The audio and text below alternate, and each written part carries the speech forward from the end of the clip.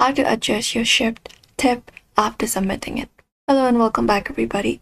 In today's video, we are providing you with a step-by-step tutorial so that you can do so. And here's how exactly it works. So once your grocery order has been marked delivered, the Shipt application will show an option to add or change your tip.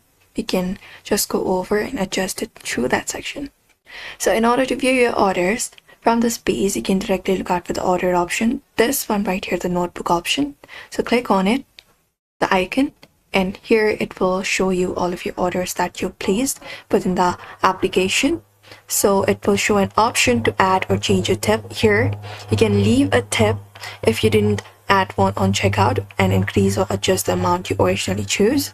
You can just go and do so.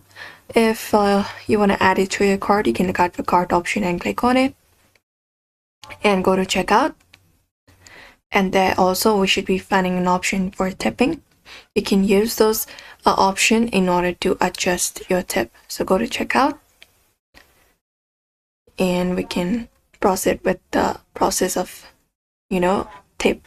So here you can look out for the tip option and you can adjust it before placing an order, but usually after you have submitted it, you can do it through your orders. And you will also sometimes get a reminder to tip and rate your shopper when you open up the application once the delivery is done, if you have not already done so, and that way you can do so.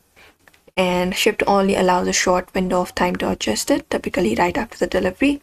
Once that window closes, the tip becomes final, so you can change the tip amount for a little while right after delivery, but you generally cannot adjust it later once the time window expires.